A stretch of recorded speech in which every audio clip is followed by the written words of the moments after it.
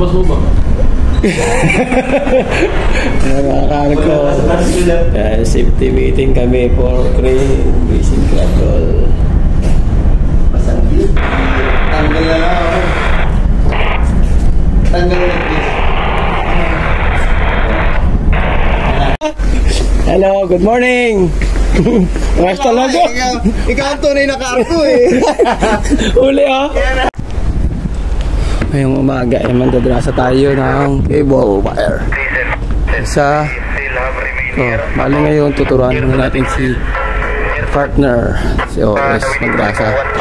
Kasama muna natin sa susunod siya na mag-isa. Tuturuan natin.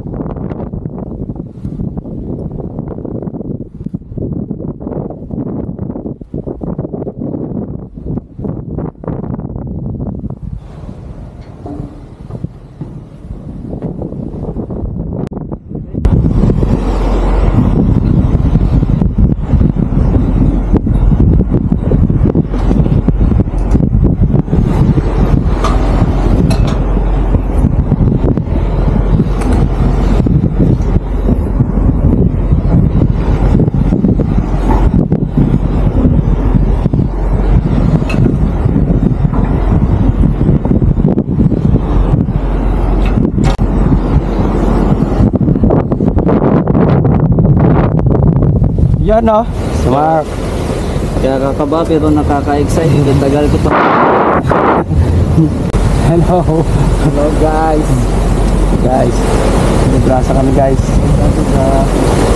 Micro to, di ba? Opo. Naka-micro na. Yan, naka-micro na yan. Tapos kung makamaya na, tapos ulit na pakay ko yan. Ito naman ako. Sabi ko na ito muna. Saan yung ano mo?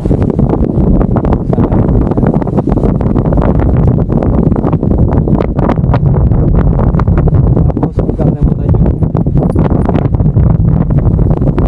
yung socket lip mark. Yan. Mamadali. Diba? Tanggal siya. Ngayon, nauna yung safety belt mo. Yan basta-basta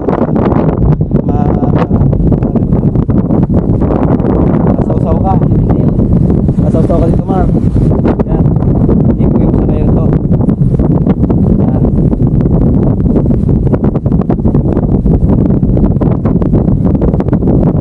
kamay ko lang yan, manipis lang. Ito pauli.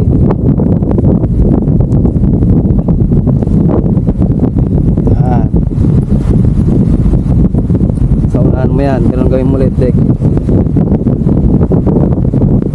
Punta naman ako dito ulit, atras. Basta na atras.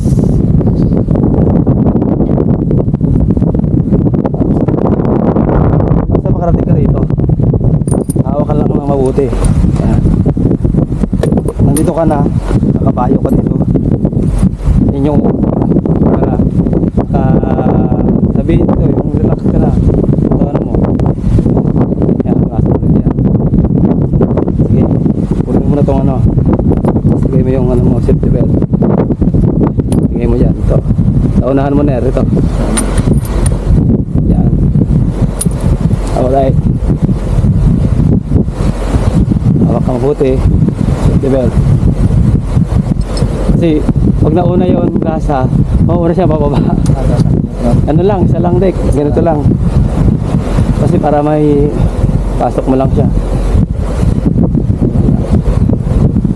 Yan si Mark oh. Nagagasa si Mark. Sinox copy ko na dati ito nakikita eh. Tsaka sa presentation sa school ba? Ngayon, ginagawa na rin. Ito. Papakanan mo na dito.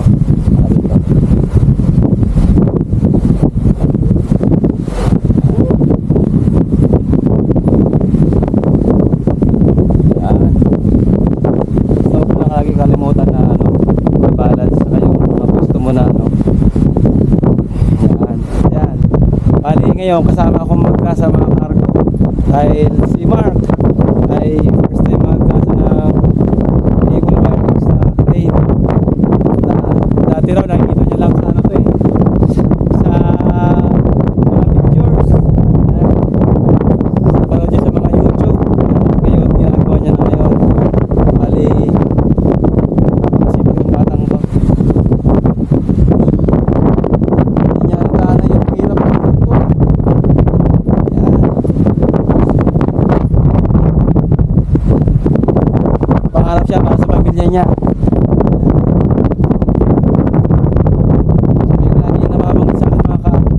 Talaga nagpapalakas talaga yung minsan. Wala po ba lifetime?